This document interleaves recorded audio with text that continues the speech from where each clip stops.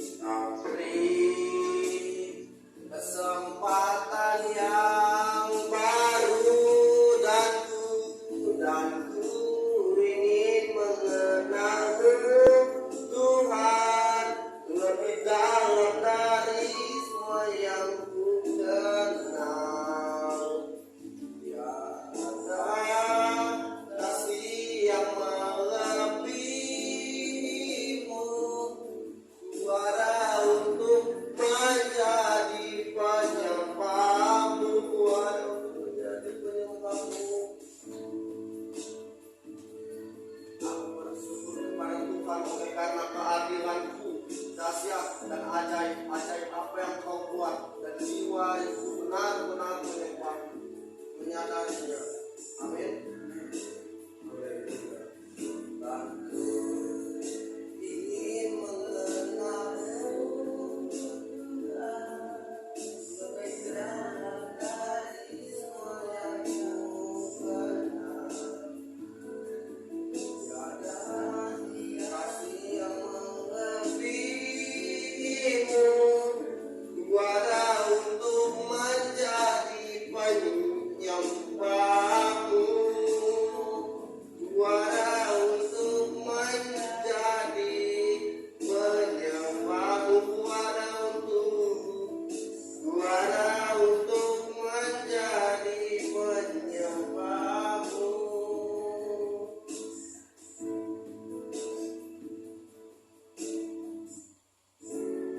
Kami ada pada saat ini untuk menjadi penyembah-penyembah Tuhan dalam roh dan kebenaran. Di bulan yang terakhir, di hari yang terakhir, di bulan keluarga ini kami menyadari betapa Engkau mengasihi kami, betapa Engkau sungguh-sungguh mengasihi kami. Untuk itu Tuhan, kami pada saat ini menyembah Engkau dalam roh dan kebenaran. Sampaikan isi hatimu, sampaikan firman-Mu adalah kebenaran dan kebenaran yang memerdekakan kehidupan. Di dalam nama Tuhan Yesus, semua yang siap diberkati sama-sama berkata amin. Jangan tutup. Apa kabar? Sehat, kuat, makmur, panjang umur, awet muda, diberkati Tuhan. Amin. Ibrani, langsung saja kita memberikan firman Tuhan. Ibrani pasal yang ke-11 ayat yang ke-7.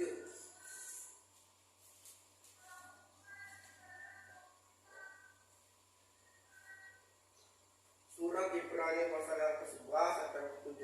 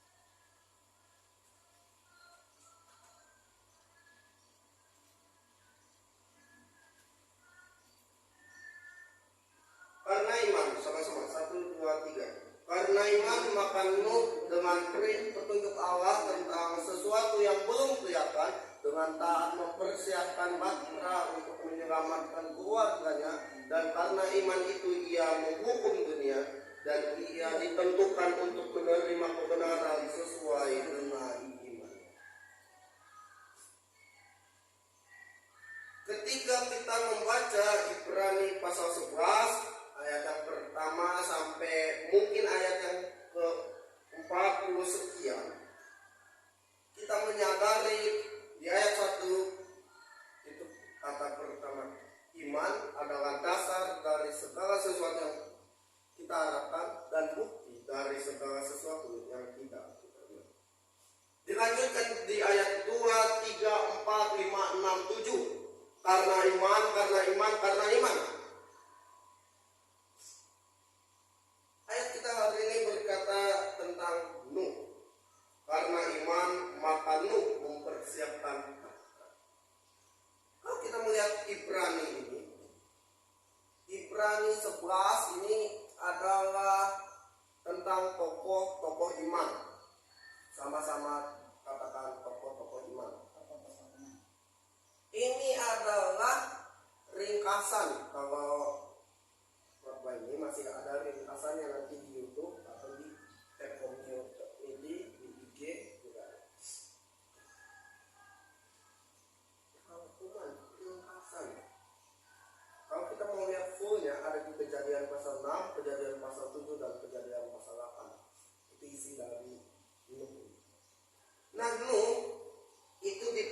diperintahkan Allah untuk membuat sebuah bara dengan panjang berapa?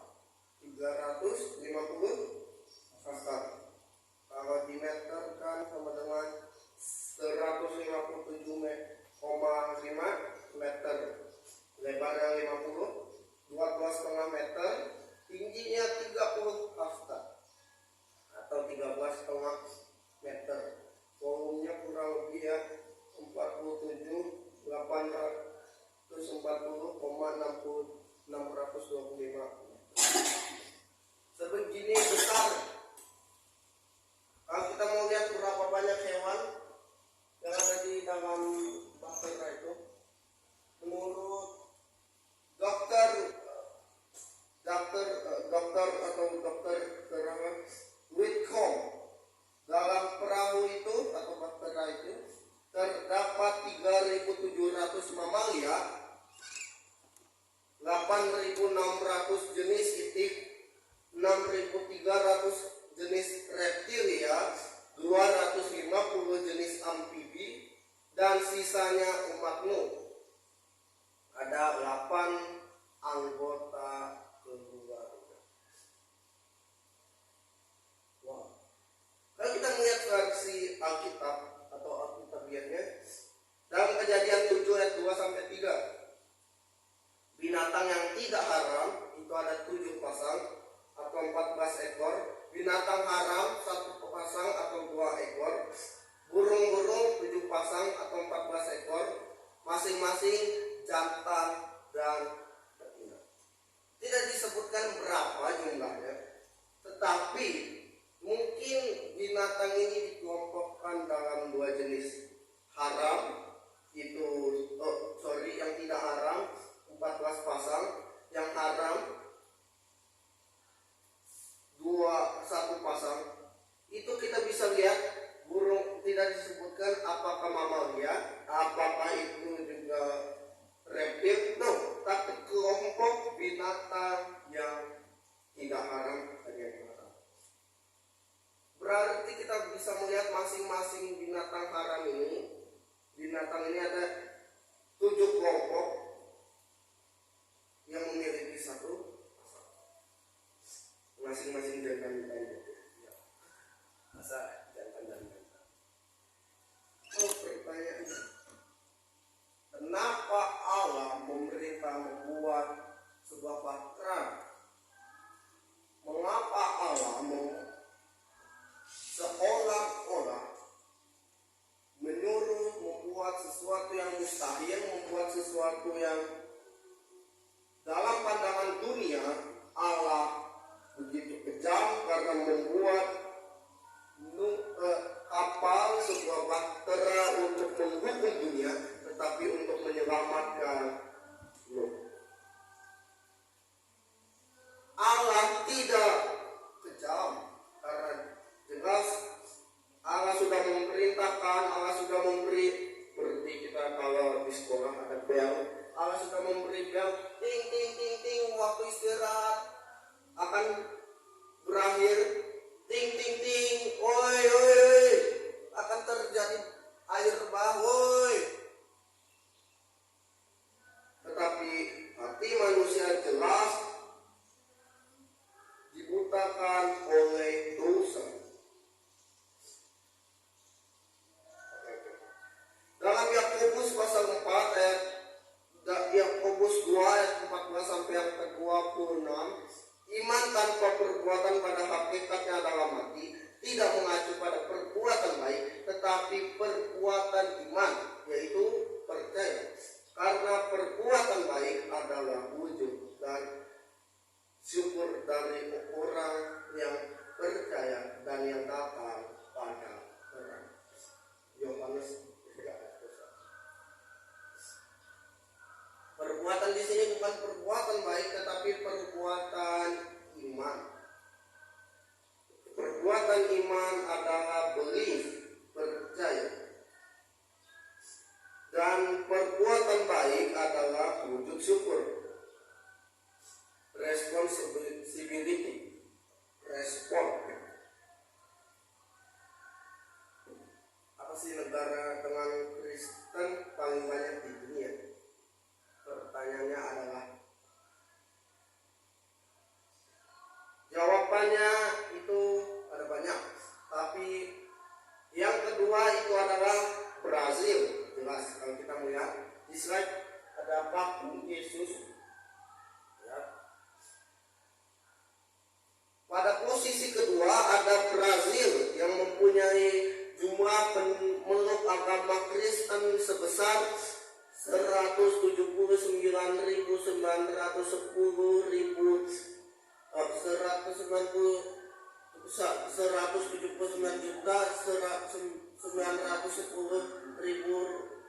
atau 88,5% dari populasi. Menurut Pew Research Center, kekristenan sudah menjadi pusat identitas atau identiti Brazil sejak tahun 1500. Mengutip laporan 2021 tentang kebebasan beragama internasional Brazil oleh Departemen Negeri Amerika Serikat berdasarkan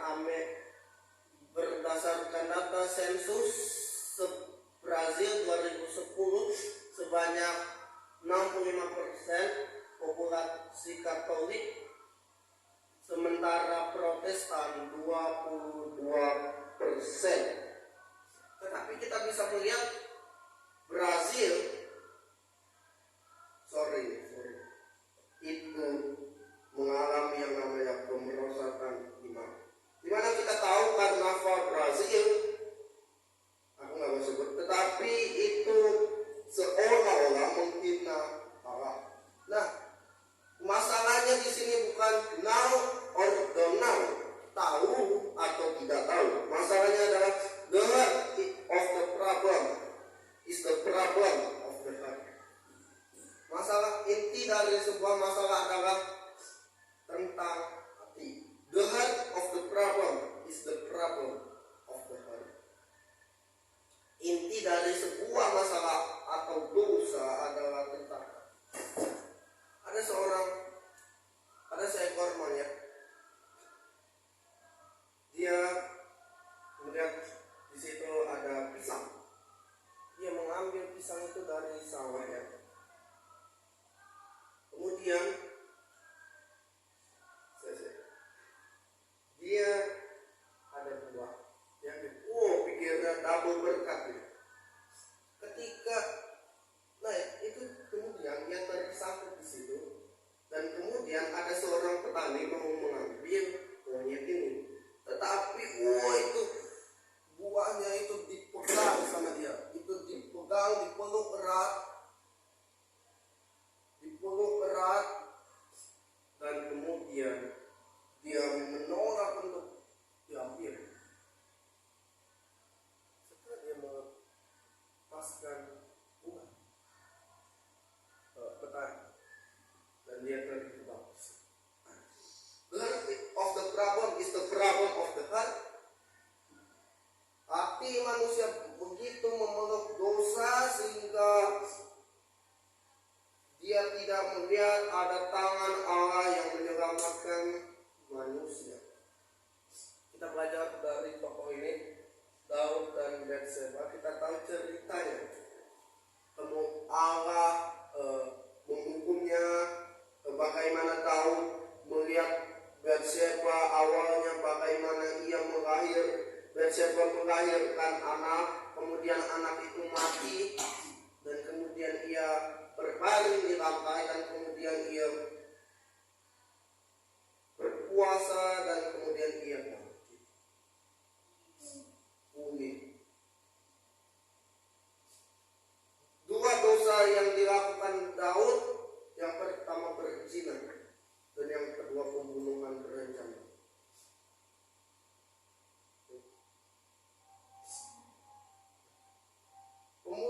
Yang pertama berzina, jelas mengambil hak orang lain, mengambil bini orang lain, dan kemudian pembunuhan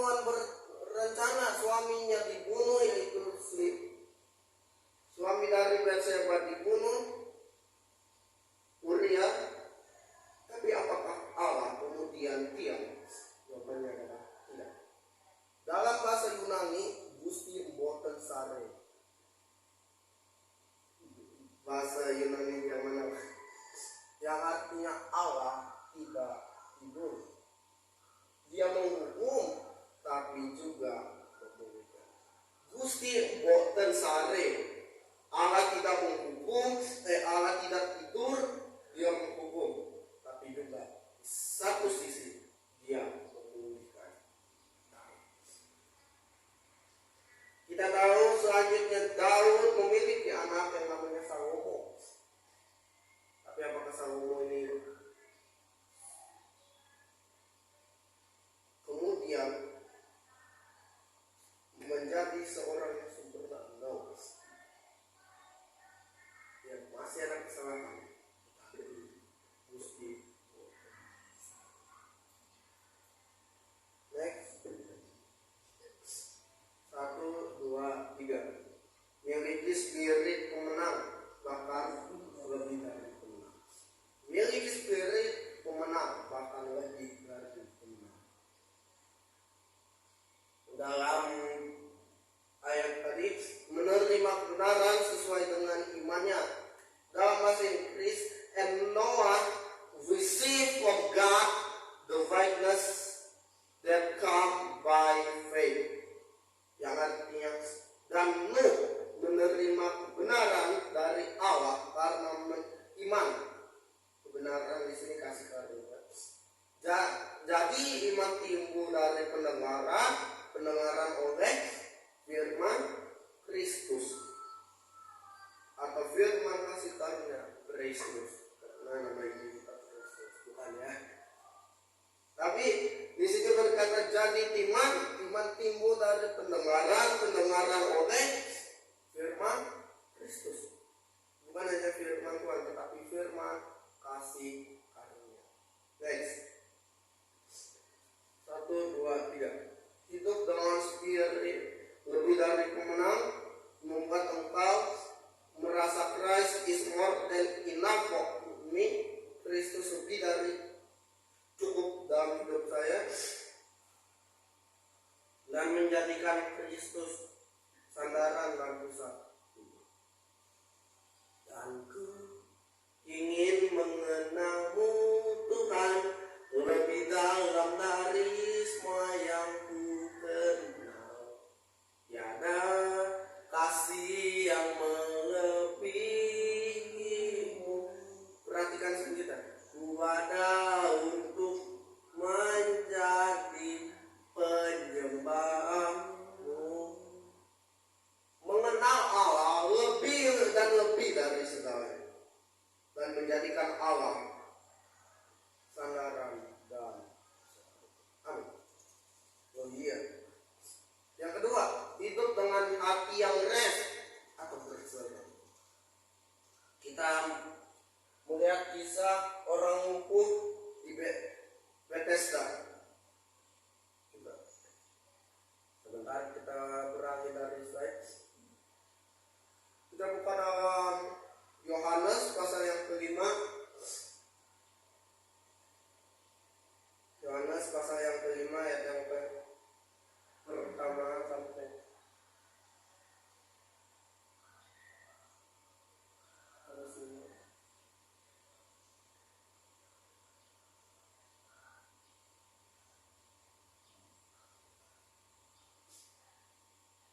sesudah itu ada hari raya orang Yahudi dan Yesus berangkat ke Yerusalem. Apa hari raya orang Yahudi?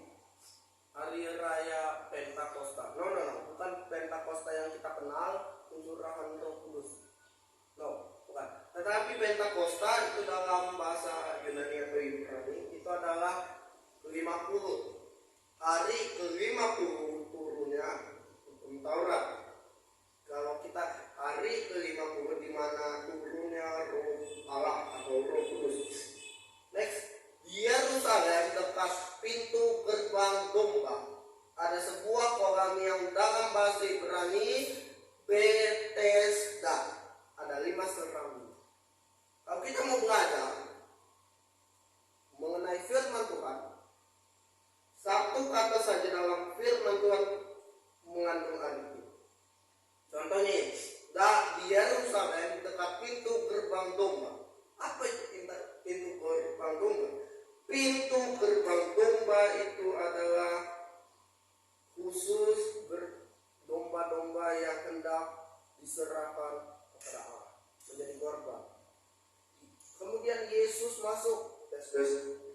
Yesus masuk yang artinya adalah Yesus adalah domba yang diserahkan di dalam rumah, di dalam kolam Bethesda itu.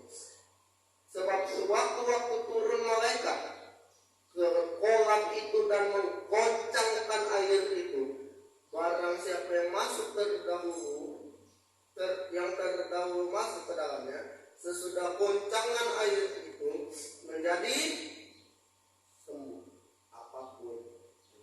Pertanyaannya, kalau ini adalah hukum berat, apapun penyakitnya, lu harus masuk, nggak peduli lu mau buta kayak, lu mau tuli kayak, lu mau lumpuh kayak, lu mau kusta kayak, nggak peduli, masuk. Hukum berat. Pertanyaannya gini, buta, kalau dia bisa, dia kan udah nggak bisa ngeliat goncangan air. Oh iya, buta, goncangan air harus masuk. Pertanyaannya, dia buta gimana mau lihat? Ada yang bilang nanti audio pak, audio deh. Oke, audio. Misal tuli gimana? Oke, audio. Dia mau jalan gimana? Wah, jatuh. Apapun penyakitnya harus masuk. Next, di situ ada seorang yang sudah 38 tahun namanya sakit. 38 tahun berbicara. Orang Israel mengembara. Nah, iya ya. Orang Israel hidup totalnya 40 tahun. Tetapi 2 tahun pertama dia belum mengembara. 3 tahun sampai 38 tahun dia baru mengembara. 3 tahun sampai 40 tahun kan totalnya 40 tahun. Dia baru mengembara, mereka baru mengembara. Dan total mereka hidup di padang gurun adalah 40 tahun. Artinya apa? Orang yang timpang itu, orang yang lumpuh, dia bisa berjalan. Terbaring lemes.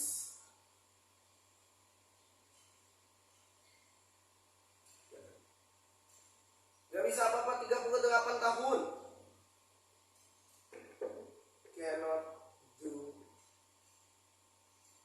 something. Gak bisa apa-apa. Dia gak bisa kerja. Dia gak bisa masuk ke kolam itu. Next. Ketika Yesus melihat orang itu terbaring di situ, dan karena ia tahu bahwa ia telah lama dalam keadaan itu, berkatalah ia kepadanya, maukah kau sembuh? Sama-sama jawab orang itu kepadanya, Tuhan, tidak ada orang yang menurunkan aku ke dalam kolam itu apabila airnya mulai goncang, dan sementara aku menuju kolam itu, orang lain sudah turun mendahului. Kan kita ditanya, lu mau sembuh gak? Jawabnya, amin. Terjadilah padaku. Tapi orang ini enggak. Dia berkata, iya mau sih Tuhan, tapi enggak ada loh yang mau nurunin saya. Pas saya udah mau turun, ini orang-orang yang sombong. Dia mengandalkan kekuatan manusia dan mengandalkan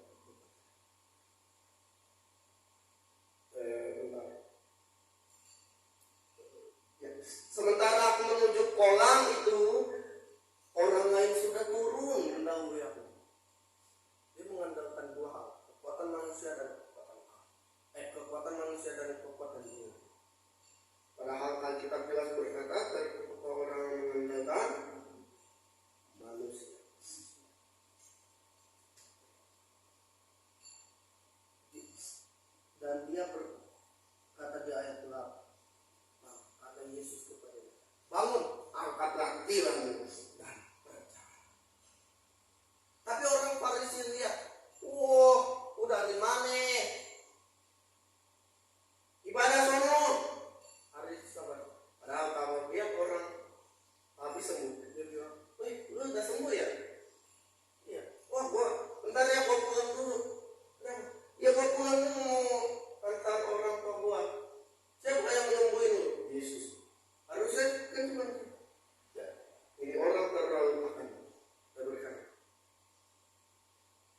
hari Sabat, bro. Alkitab berkata Yesus menyembuhkan pada hari Sabat, yang artinya rest, berserah. Di dalam kolam itu, kolam Bethesda itu dalam bahasa Ibrani ada dua kata, bed. Bed itu artinya rumah, dan di sini ada satu kata lagi, hesed, bed hesed, yang artinya kasih karunia. Bed hesed itu apa? Bethesda itu terambil dari bed dan hesed. Seperti Bethlehem, rumah kasih karunia. Artinya kasih karunia dapat memulihkanmu dari apapun masalahmu, asal kamu rest dan already.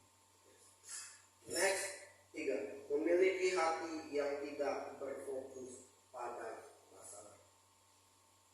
Bahtera untuk menyelamatkan keluarganya. Dalam bahasa Inggris, he obeyed God and built a boat in which he and his family were safe. Menaati Allah dan membangun sebuah bahtera di mana ia dan keluarganya diselamatkan.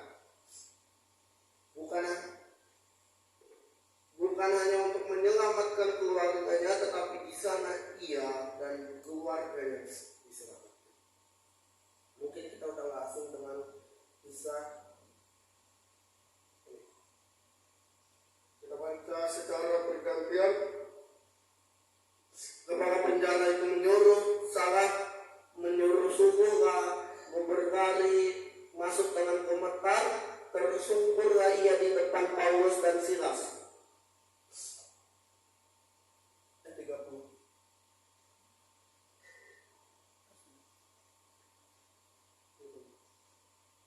Ia mengantar mereka keluar sambil berkata, Tuhan, Tuhan, apakah yang harus aku perbuat supaya aku selamat? Jawab mereka, percayalah bahwa kepada Tuhan Yesus Kristus dan engkau akan selamat, engkau dan seisi rumahmu. Lalu mereka memberitakan firman Tuhan kepadanya dan kepada semua orang yang ada di rumahnya. Oke, fokus di ayat 30, 31, 32. Tuhan, apa yang harus gua perbuat? Percayalah kepada Tuhan Yesus Kristus, maka engkau akan selamat. Bukan hanya dia, engkau dan seisi rumahmu. Ayat 32, mereka memberitakan firman Tuhan. Ada firman kasih karunia, grace news yang mereka sampaikan. Dan ayat 33, pada jam itu juga kepala utara itu membawa keluarganya dan membasuh bibur mereka. Seketika itu juga ia dan keluarganya memberi diri.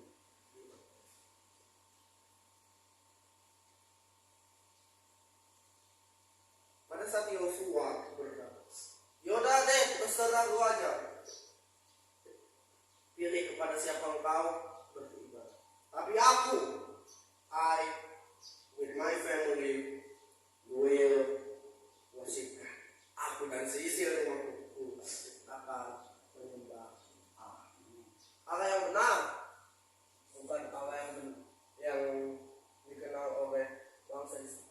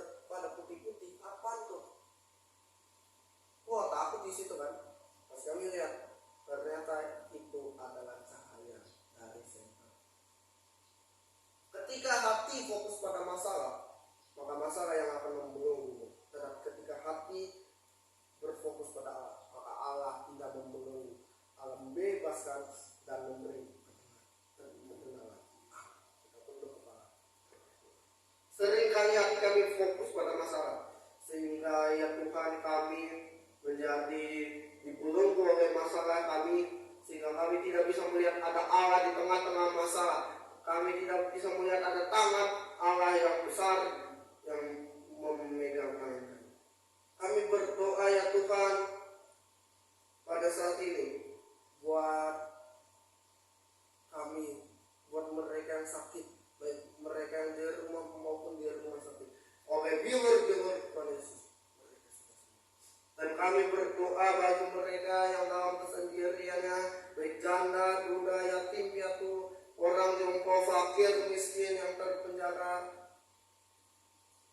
Tuhan memberi mereka penghiburan.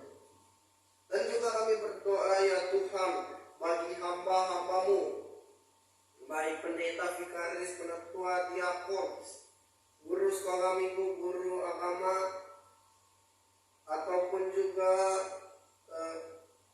multimedia, WL, singer, pembersih gereja, atau apapun yang Tuhan tempatkan, apapun pekerjaannya, dimanapun mereka. Tuhan kami berdoa di dalam nama Tuhan Yesus Kristus yang telah mengajar kami berdoa. Bapa kami yang di sorga, dikuduskanlah namamu, datanglah kerajaanmu, jadilah kehendakmu di bumi seperti di sorga. Berikanlah kami pada hari ini makanan kami yang secukupnya, dan ampunilah kami atas kesalahan kami, seperti kami juga mengampuni orang yang bersalah kepada kami. Dan jangan membawa kami ke dalam pencobaan, tapi lepaskanlah kami daripada yang jahat. Karena Engkau yang punya kerajaan, kuasa dan kemuliaan sampai selamanya. Amin. Kita akan mendengarkan pengumuman.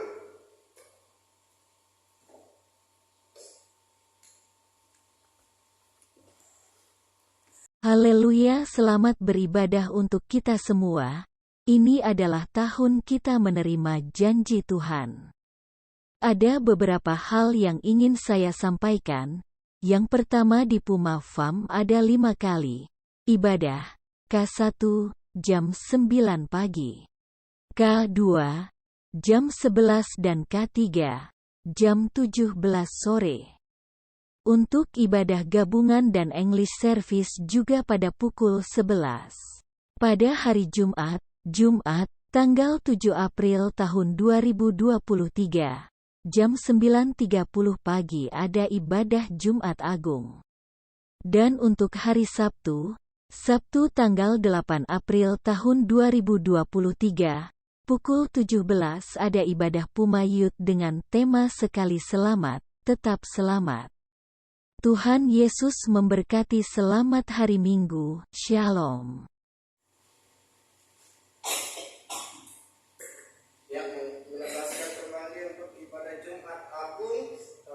April, judulnya adalah kematiannya mempersatukan engkau dengan Allah. Kematiannya mempersatukan engkau dengan Allah. Dan hari Sabtu ada ibadah Puma Youth, judulnya Sekali Selamat Tetap Selamat. Untuk hari Minggu kita tetap ibadah Minggu, ibadah Paskah. Tuhan Yesus memberkati. Mari kita praise the Father, praise the Son, praise the Spirit, three in one, God of glory, majesty, praise forever to the King of Kings. Puji Dia, puji Dia, Allah Bapa, Putra, Roh Kudus, Tritunggal, Allah mulia, berkuasa, puji Dia Raja segala raja.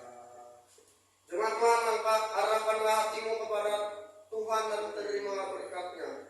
Kasih karunia Tuhan Yesus Kristus dan kasih Allah Bapa dan persekutuan dengan Allah Roh Kudus menyertai engkau sekarang kekal selamanya. Amin. Amin.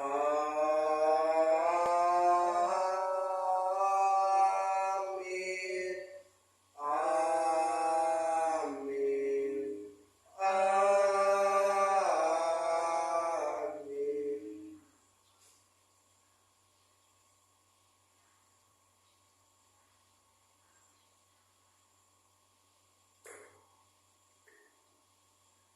baik-baik. God, Diyos, God